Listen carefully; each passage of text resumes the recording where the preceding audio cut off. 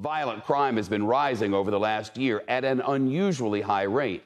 In 2020, the number of murders skyrocketed by 25%, according to the FBI. And this year, they're up nearly 16% across America's biggest cities from the same time last year, according to crime analysis data links. This week, we'll present a special series of reports focusing on the increasing crime in America, and we'll speak with people who are trying innovative approaches to tackle the problem, including the makers of this device. Wrap, wrap, wrap, go. Hands behind your back, hands behind your back. In a moment, CNBC's Valerie Castro on how cops are using the tool as a less painful device to restrain suspects who refuse to cooperate. But first, the Oakland police chief, LeRONNE Armstrong. Chief, thanks so much. In Oakland, shootings are up like 60%, carjackings 95%. You've said police can't do this alone. Who do they need, and what do they need them to do? Well, they really need community. We need community to step up and step out and say enough is enough. We need partnership, and we need to build stronger relationships with our community to address crime. You say community needs to step up. Say there's a single mom who sees it and feels it in her neighborhood and around her community. What does she do? Well, I hope that she partners with police in her community. I hope she partners with community-based organizations that can help address the issue. I don't believe that police alone should be responsible for this. I think the investment in violence prevention, non-police responses can be a tremendous help.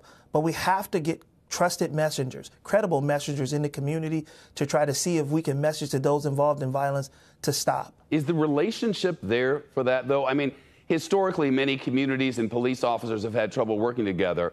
What more needs to be done to build trust, really on both sides? Well, I really think there has to be an intentional investment in building relationships. And one of the things that we did in Oakland was I created a rally, Stand Up for a Safe Oakland. And that was really to bring community and police together to say, let's address violence together in a holistic manner. That for far too long, police has been the lead for addressing violence in communities. And I think it has to be a joint effort. You won't be able to arrest your way out of this problem. It's going to take people putting guns down in our community.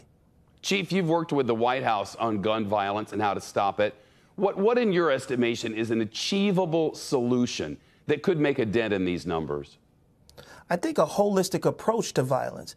I think including law enforcement, but also recognizing that communities that have resources as well, people trust in communities, coming out and speaking openly to communities about how violence is impacting our communities, the trauma that's being left in our communities, but also resources so that we can provide support and services to those that we're asking to do different things in their life, to make different decisions to help our community be safer. Chief, is there a program in Oakland to respond to violence and crime that you'd recommend for other police departments? Yes, our ceasefire program in the city of Oakland is a collaborative approach led by community. It really includes law enforcement, community-based organizations, and our Department of Violence Prevention really provides resources like violence intervention, violence interruption, and street outreach. Those are real keys to preventing incidents from happening before it turns into a widespread outbreak of violence. They can be tremendous when they're on the ground in the community working with those impacted. Chief LeRonNE Armstrong from Oakland. Sir, thank you for your time. Shepard Smith here. Thanks for watching CNBC on YouTube.